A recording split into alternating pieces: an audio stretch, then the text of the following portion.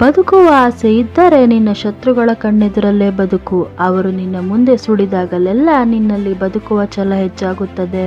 ಇತರರಿಗಾಗಿ ಯಾರು ಮರಗುತ್ತಾರೋ ಅವರೇ ನಿಜವಾಗಿ ಬದುಕಿರುವವರು. ಉಳಿದವರು ಬದುಕಿದ್ದು ಸತ್ತಂತೆ. ನಿನ್ನ ನಂಬಿದವರಿಗೆ ಎಂದಿಗೂ ಮೋಸ ಮಾಡಬೇಡ. ಸಹಾಯ ಮಾಡಿದವರನ್ನು ಮರೆಯಬೇಡ. ಮನೆ ಬಾಗಿಲಿಗೆ ಬಂದವರನ್ನು ಅವಮಾನಿಸಬೇಡ. ಮನಸ್ಸನ್ನು ಶಕ್ತಿಯುತವೂ ಶಿಸ್ತುಬದ್ಧವೂ ಆಗಿಸುವುದರಲ್ಲಿಯೇ ಜ್ಞಾನದ ಮೌಲ್ಯ ಇರುವುದು. ಸತ್ಯಕ್ಕಾಗಿ ಯಾವುದನ್ನೂ ಬೇಕಾದರೂ ತ್ಯಾಗ ಮಾಡು, ಆದರೆ ಯಾವುದಕ್ಕೂ ಸತ್ಯವನ್ನು ಮಾಡಬೇಡ.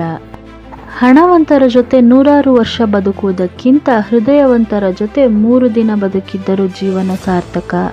ನೀನು ಯೋಚನೆ ಮಾಡದೆ ಹೇಳುವ ಒಂದೊಂದು ಮಾತು ನಿನ್ನನ್ನು ಒಂದೊಂದು ನಿಮಿಷವೂ ಯೋಚನೆ ಮಾಡಿಸುತ್ತದೆ.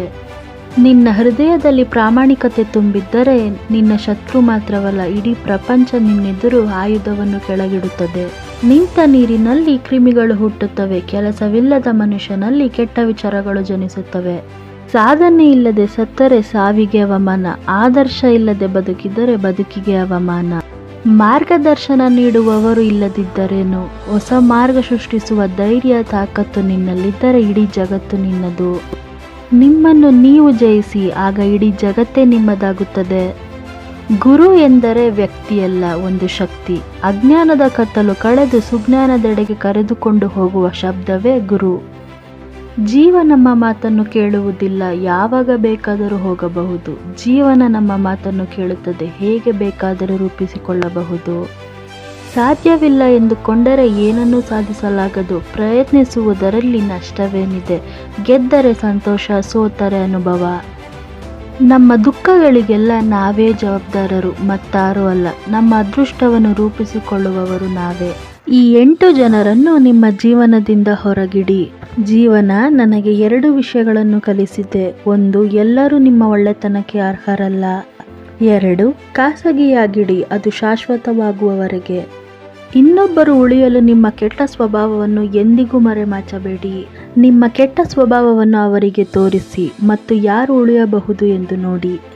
ನಕಾರಾತ್ಮಕತೆ ಹರಡುವವರು, ನಿಮ್ಮನ್ನು ಸದಾ ಟೀಕಿಸುವವರು, ನಿಮ್ಮ ಸಮಯವನ್ನು ವ್ಯರ್ಥ ಮಾಡುವವರು, ಅಸೂಯೆ ಪಡುವವರು, ಇತರರ ಬಗ್ಗೆ ಕಾಳಜಿ ವಹಿಸದವರು, ಬೆನ್ನ ಹಿಂದೆ ಮಾತನಾಡುವುದರಲ್ಲಿ ನಿರಂತರವಾಗಿರುವವರು, ನಿಮ್ಮನ್ನು ನಿರಾಶೆಗೊಳಿಸಲು ಪ್ರಯತ್ನಿಸುವವರು, ಸಂಬಂಧಗಳನ್ನು ಮತ್ತು ಅಪಪ್ರಚಾರಗಳನ್ನು ಹರಡುವವರು.